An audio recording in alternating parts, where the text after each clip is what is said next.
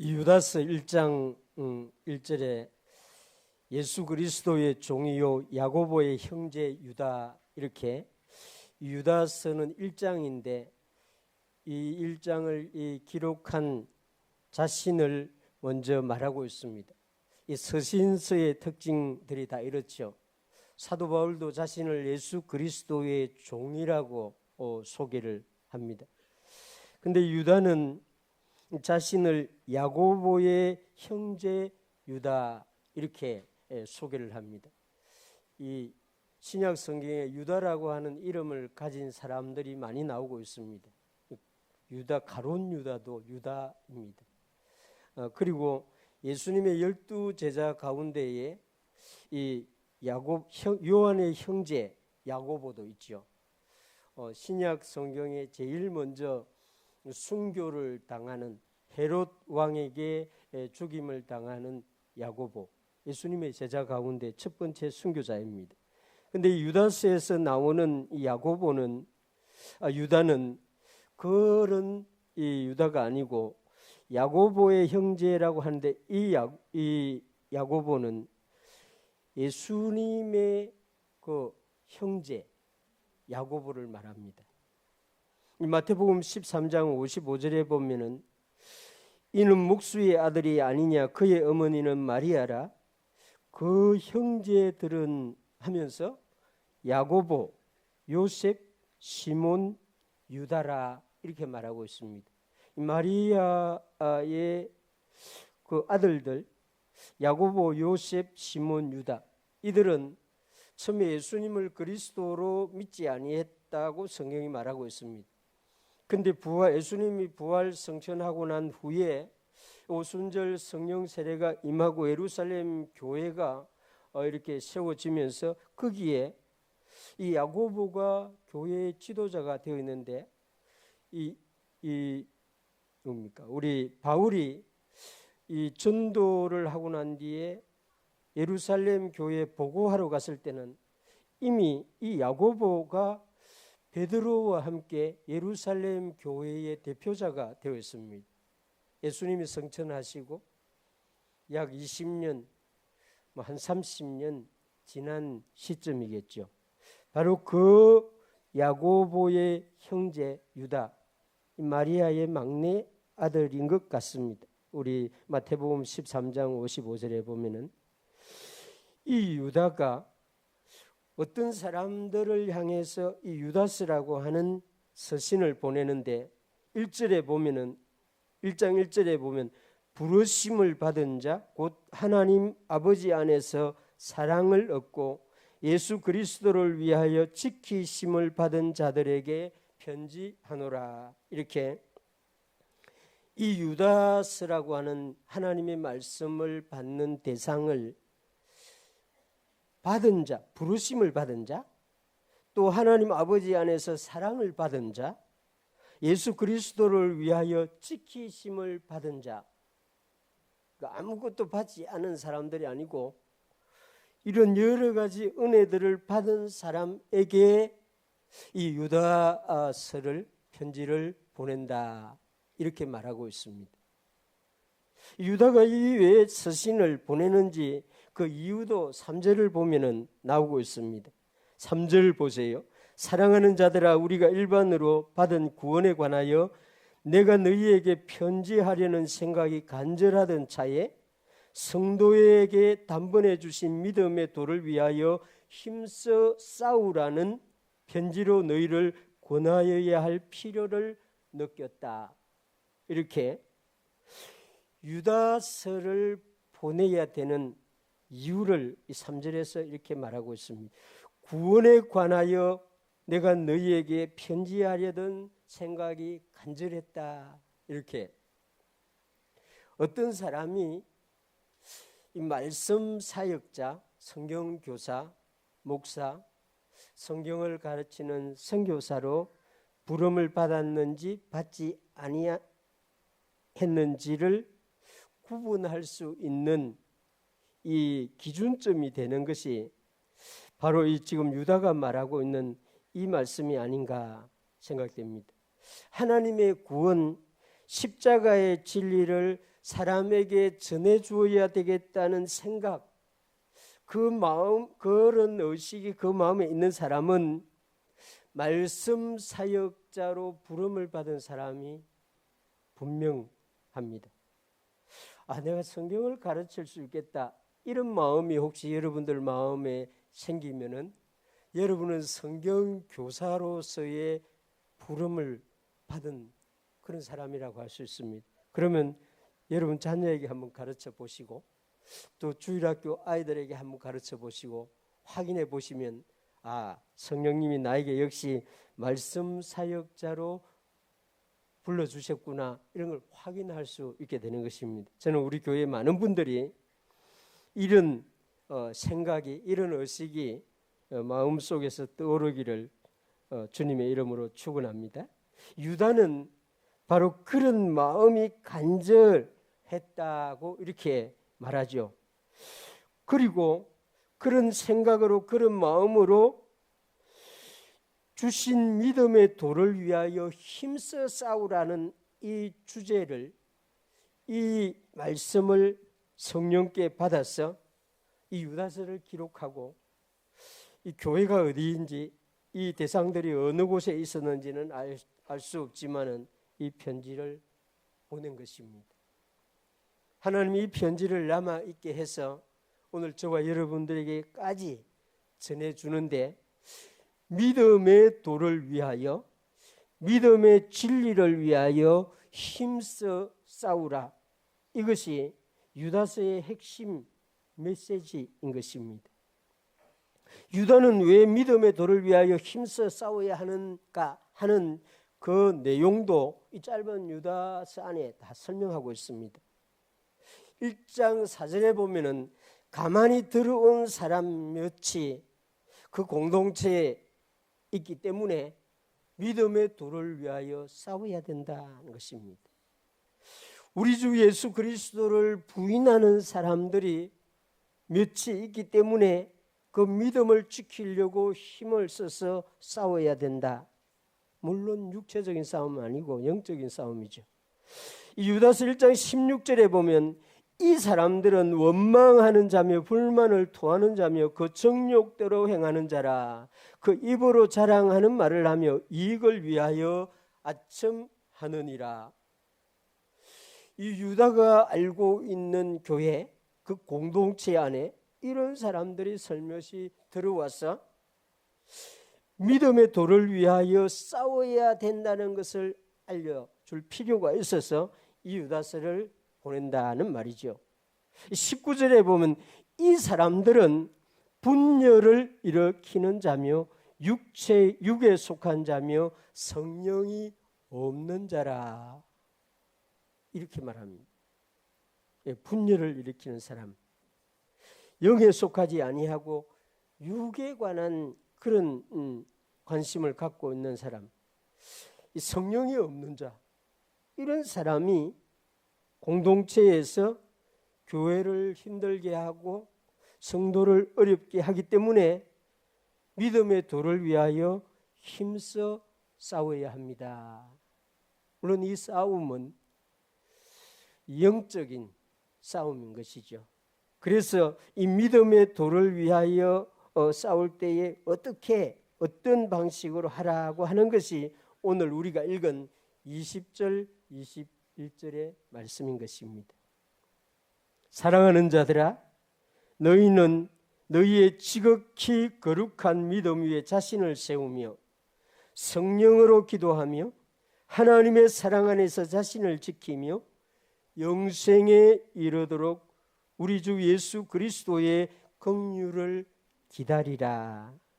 여러 가지가 있는데 이 짧은 시간에 다 말할 수가 없기 때문에 이 네 가지, 유다가 믿음을 지키기 위하여, 믿음에 관한 진리를 지키기 위하여 힘써 싸워야 하는 네 가지를 이 시간에 우리 함께 짧은 시간에 나누기를 원합니다. 첫 번째는 너희의 지극히 거룩한 믿음 위에 자신을 세우라, 이렇게 말합니다.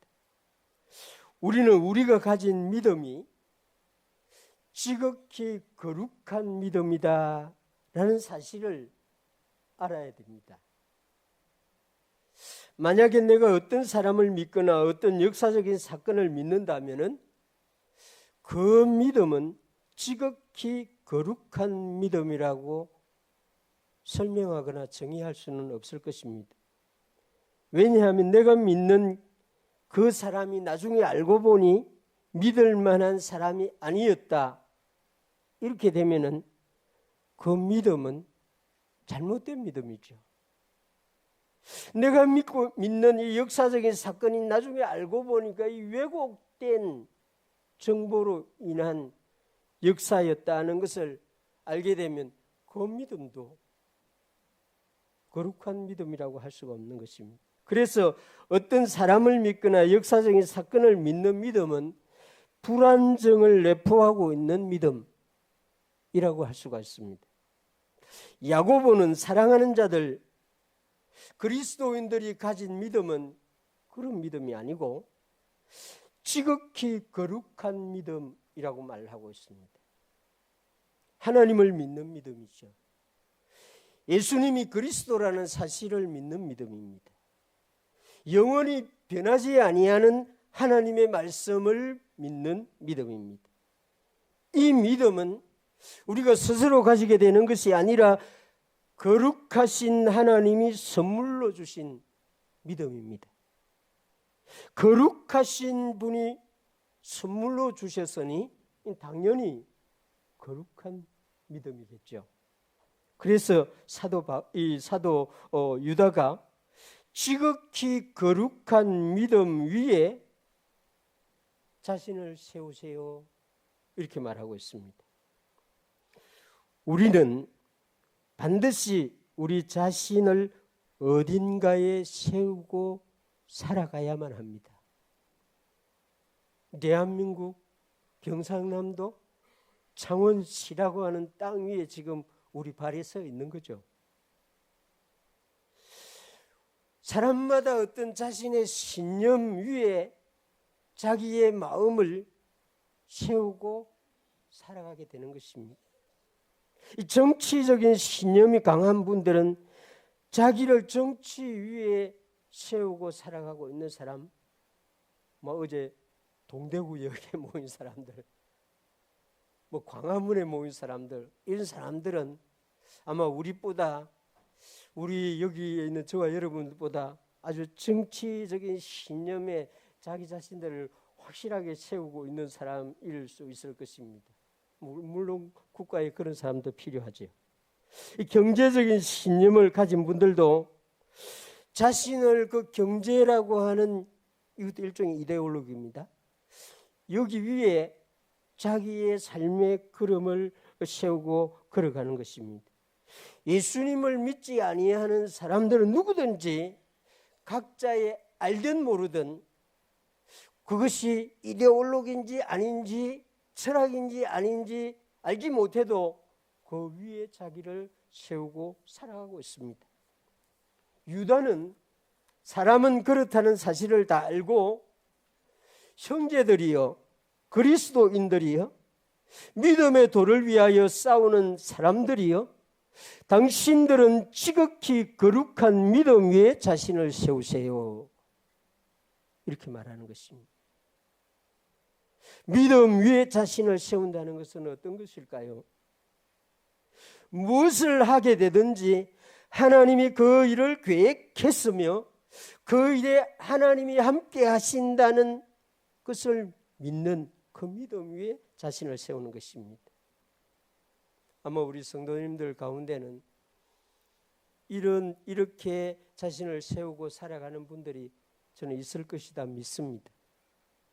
어떤 상황에 직면하게 되든지 좋은 상황이든지 좋지 아니하는 상황이든지 하나님의 뜻과 계획이 있을 것이라는 믿음을 가지고 그 상황에 선다고 하면은 이분은 거룩한 믿음 위에 자신을 세우고 있는 사람이지요. 어제 함께 해주신 하나님은 오늘도 함께 하실 것이고 내일도 함께 하실 것이라는 믿음으로 걸음을 옮긴다면 그 사람의 걸음은 거룩한 믿음 위에 서서 걸어가고 있는 사람들입니다. 저와 여러분들 이런 걸음을 걸어갈 수 있기를 주님의 이름으로 축원합니다. 두 번째는 이 성령으로 기도하라. 믿음의 도를 위하여 싸워야 되는 성도 여러분, 성령으로 기도하세요. 이렇게 권면을 합니다. 이 성령으로 기도한다는 것은 방언으로 기도한다는 것을 말하는 것은 아닙니다. 방언이 아니라도 우리는 성령으로 기도할 수 있습니다. 우리 안에 내주하시는 성령님을 의지하면서 성령께서 생각나도록 해주시는 것을 기도한다면 성령으로 기도하는 것입니다. 내 욕심, 내 어떤 목적을 추구하기 위해서 하나님을 내 목적을 성취해 주는 응답자로 생각하지 아니하고 하나님의 뜻과 하나님의 목적이 이루어지기를 원하는 기도를 한다고 하면은 성령으로 기도하는 사람이라고 할 수 있습니다. 저는 참 우리 교회에 기도하시는 분들을 생각하거나 기도하시는 분들을 보면은 정말 마음이 설렙니다. 그리고 소망이 아주 생깁니다. 제가 우리 소망의 회원, 소망의 권사님들을 신방 가면은 늘 갈 때마다 은혜를 받고 옵니다. 왜냐하면 그분 성령으로 기도하고 있다는 걸 목사인 저에게 말해주기 때문입니다. 물론 우리 권사님이 자기가 성령으로 기도하고 있다든지 이런 건 말하지 않고 어떻게 기도를 하는가를 말해주는 걸 제가 들어보면 성령으로 기도하고 있구나 확인하게 됩니다. 성령님이 아니면 새벽 1시에 일어날 수가 없습니다. 기도하러. 그렇게 오랜 시간에 그 기억력도 가물가물할 텐데 목사님부터 시작해서 장로님, 권사님, 안수집사님 저야 이 기억이 안 나면 스마트폰에 우리 스마트 앱을 열어가지고 또 확인하고 또 이름을 부르고 이러는데 그 권사님은 그런 것도 사용하지 못해요. 그래서 요즘은 아들, 손자까지는 이름이 다 기억나지 않습니다. 이렇게 말을 합니다마는 그 새벽에 일어나서 3시간 동안 기도를 이거 어떻게 성령이 아니고는 이렇게 기도하겠습니까? 하나님이 우리 권사님이 기도하는 게 요즘 기도하는 내용이 그렇다고 합니다. 하나님이 자기를 선택해 주신 것을 기도하고 예수님이 십자가에서 자신을 위해서 달려주신 것을 감사하는 기도를 또 오래 하고 또 하나님이 사랑으로 자기를 인도해 주시고 있는 것을 감사하는 기도를 오래 하고 이 성령님으로 거듭나게 해주신 이런 기초적인 진리를 가지고 또 기도를 오래 하고 성령님이 기도할 수 있도록 해주신 것을 감사해서 기도하고 절반의 기도가 이런 감사의 기도라고 그 짧은 시간에 목사에게 예배 드리러 간 목사를 앉혀놓고 아주 신이 나서 이야기를 합니다. 이 성령으로 기도하는 거죠. 저는 우리 교회에 정말 이런 권사님들이 여럿 있고 또 우리 장로님들도 있고 이런 것을 보면서 정말 우리 교회에 성령님이 계시구나 그렇습니다. 만약에 여러분들 마음에 내 기도해야지 하는 이런 마음이 여러분 생긴다면 그 여러분들 마음이 아닙니다. 성령님이 여러분 마음을 움직이는 것입니다. 그때 일어나야 됩니다. 그때 교회까지 올 시간이 없으면은 그냥 그 자리에 무릎을 꿇든지 부엌에서 기도하든지 하여튼 혼자 있을 만한 곳에 가서 기도를 하시기 바랍니다. 그러면은 그 기도는 성령으로 기도하는 기도가 분명히 되는 것입니다.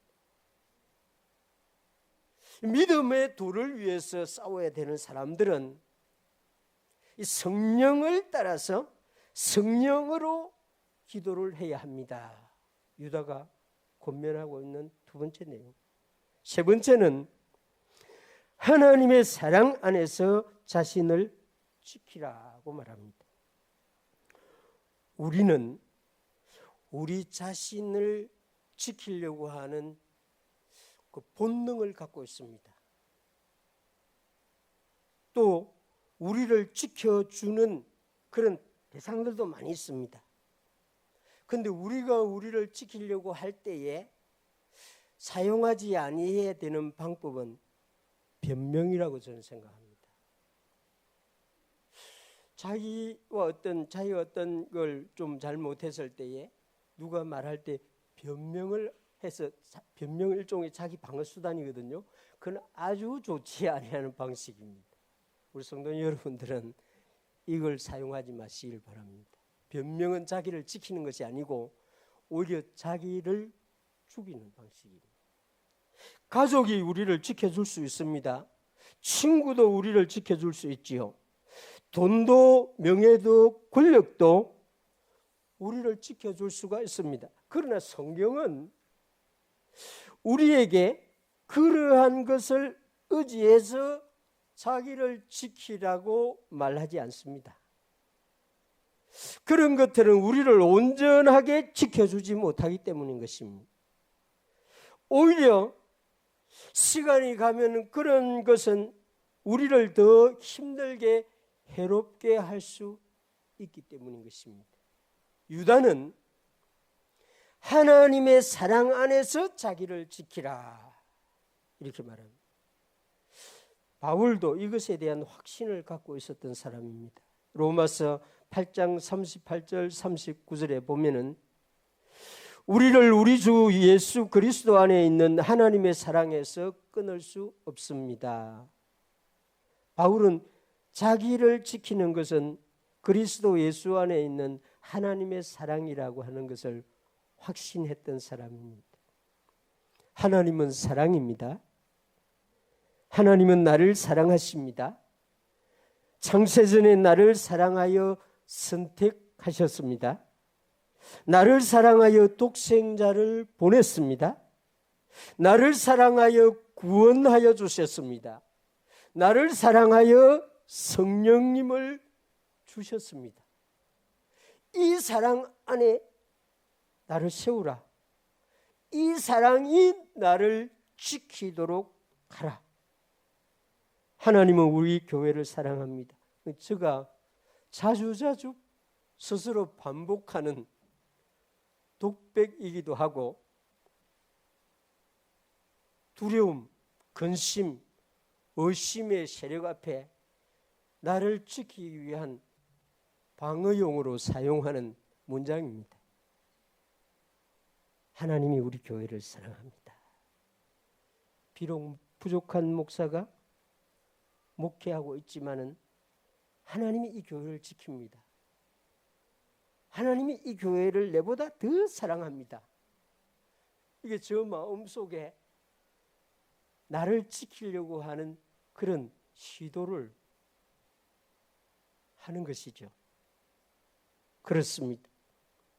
하나님이 이 교회를 사랑하여 머리로 그리스도 예수님을 세우셨습니다. 에베소서에서 말하지 않습니까? 하나님은 우리 교회를 사랑하여 이 교회 성령의 전이 되도록 하셨습니다. 고린도서에서 말하지 않습니까? 하나님의 사랑 안에 서는 사람은 안전합니다. 악한 영들도 악한 세력들도 하나님의 사랑 안에 서 있는 사람을 함부로 건드리지 못합니다. 멀리 있는 자녀들을 생각하면 여러분들 근심될 때가 많죠. 저렇게 눈이 오는데 그 비탈길을 걸어 내려갈 때 미끄러지면 어떡하나. 그죠? 이번에 가보니까 우리 두 딸이 그 비탈길을 내려가는 요령을 터득해가지고 그 발에 그 뭡니까? 등산할 때 눈길에 쓰는 그 잭을, 휴대용 잭을 가지고 신고 내려갑니다. 참 그런 요령을 다 터득했어요. 하나님이 지켜주시는 겁니다. 지혜를 주셔가지고 어머니 아버지가 쓸데없는 걱정을 하지 아니하도록 하나님이 지켜주시는 방식입니다. 그런 지혜가 자기들 스스로 생겨났다고 저는 생각하지 않습니다. 하나님이 그 자녀를 사랑하시고 그런 지혜를 주시고 여러분들 자녀에게 안전하도록 하나님의 사랑 안에서 안전하도록 지켜주시는 그런 것이라고 저는 믿습니다. 하나님의 사랑 안에 서는 사람은 안전할 수밖에 없습니다. 그래서 우리가 기도할 때에 하나님의 사랑을 확인하시고 나를 사랑하시는 하나님은 나의 자녀도 사랑하시고 나의 교회도 사랑하시고 이 대한민국도 하나님이 사랑한다. 이런 믿음 위에 설 수 있기를 주님의 이름으로 축원합니다. 네 번째는 영생에 이르도록 우리 주 예수 그리스도의 긍휼을 기다리라고 말하고 있습니다. 기다리라. 참 이 많은 분들 저도 지금도 아직 완전하지는 못하지만은 이 기다리는 시간에 되게 근심합니다. 불안해합니다. 스트레스를 받고 이 잠을 못 자는 사람들의 대부분의 공통점은 무언가를 기다리는 시간입니다. 시험을 지나고 합격을 기다리거나 또 중요한 일을 앞에 두고 그 시간을 기다리거나 심지어 좋은 일을 두고 기다리는 분도 근심과 걱정과 불안을 합니다. 목사는 결혼 주례를 하기 때문에 그 처녀 총각들이 이 결혼 준비하는 시간을 이렇게 보면서 대화를 할 기회가 많잖아요. 대부분의 총각 처녀들이 결혼 날짜를 정해놓고 근심합니다. 놀라운 일이지 않습니까? 인생에 가장 행복해야 될 시간 아닙니까? 인생에 가장 즐거운 시간이어야 되는데 그 날을 기다리면서 근심하고 있다. 무슨 말입니까? 그렇습니다.